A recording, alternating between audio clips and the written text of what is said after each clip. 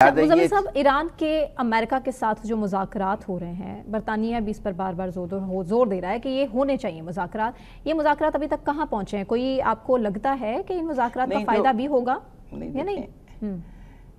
جو Donald Trump کے مشرق وسطیٰ کے ایڈوائزر ہیں وہ پٹکوف، ان کی اور ایرانی وزیر خارجہ کی 3 دفعہ بات ہوئی ہے اس جنگ کے دوران۔ مسلسل رابطے میں ہے وہ، مسلسل رابطے میں ہے۔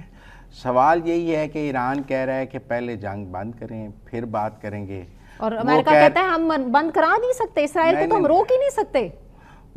امریکہ کے دیکھیں نا جی، ڈونلڈ ٹرمپ صاحب نے انکنڈیشنل سرنڈر کے ٹویٹس کیے ہیں کہ ایران انکنڈیشنل سرنڈر کرے۔ اس کا مطلب یہ ہے کہ ایران پہلے اپنا نیوکلیئر ختم کرنے کا اعلان کرے، اس کے بعد جنگ بندی ہوگی۔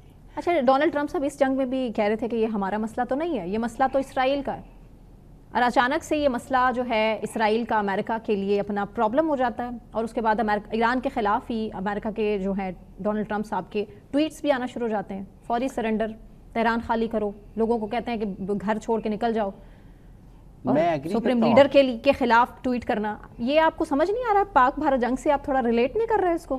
نہیں، میں پاک بھارت جنگ سے 10 ریلیٹ مئی سے نہیں کر رہا۔ پہلے بھی وہ کہہ رہے تھے کہ یہ پاکستان کا بھارت کا اپنا مسئلہ، ہمارا مسئلہ نہیں۔ پاکستان کے اٹیک کے بعد فوری طور پر ٹرمپ نے کہا نہیں، میں ہوں، کشمیر بھی حل کراؤں گا، ثالثی بھی کروں گا، جنگ بھی بند کرا دی۔ اب نوبل انعام کی طرف بھی بات چلی گئی ہے۔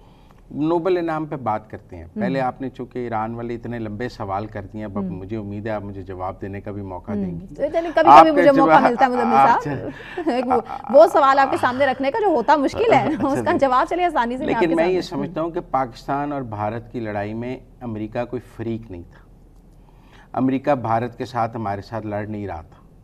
ہمارا یہ الزام نہیں ہے کہ بھارت کے ساتھ ہمارا یہ تو الزام ہو سکتا ہے کہ اسرائیل مدد کر رہا تھا، لیکن ہمارا یہ الزام نہیں ہے کہ امریکہ بھارت کے ساتھ تھا۔ امریکہ ایک نیوٹرل تھا، امریکہ اس لڑائی میں فریق نہیں تھا۔ ایران اسرائیل جنگ میں امریکہ فریق ہے۔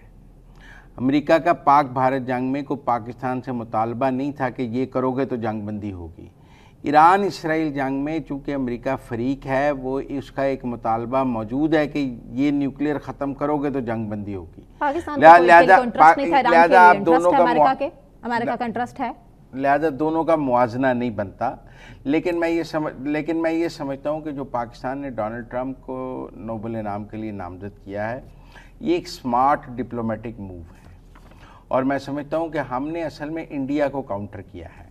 انڈیا چڑھتا ہے اس بات سے کہ ہم ڈونلڈ ٹرمپ کو کہیں کہ آپ نے جنگ بندی کرائی ہے، اور ڈونلڈ ٹرمپ پاکستان کی تعریف کرے تو بھی بھارت چڑھتا ہے۔ مطلب ایک سچویشن ہے جس میں ڈونلڈ ٹرمپ خوشی محسوس کرتے ہیں، اپنے آپ کو اس کا کریڈٹ دینا چاہتے ہیں۔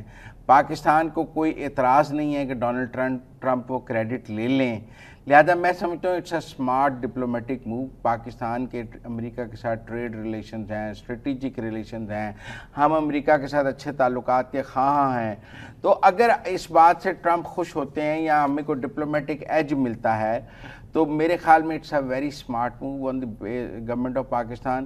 دیکھیں، دینا نوبل انعام کی کمیٹی نے ہے، وہ دے یا نہ دے، پاکستان نے نامزد کر دیا ہے، پاکستان نے اپنا سکور ٹرمپ پہ کر دیا ہے، ٹرمپ نے اس نامینیشن کو ایکنالج کر لیا ہے، انہوں نے کہا خوشی بھی محسوس کی ہے، انہوں نے کہا یہ مجھے نہیں، تو میرے خیال میں it's a very smart timely strategic diplomatic move, اور سفارتکاری میں اسی طرح آپ ایکٹ کرتے ہیں کہ آپ اپنے مخالف سے کی کمزوری کا فائدہ اٹھاتے ہیں۔ ہم مخالف کی کمزوری ہے کہ اسے ٹرمپ سے چڑھا ہے، ہمیں ٹرمپ کو خوش رکھنا چاہیے۔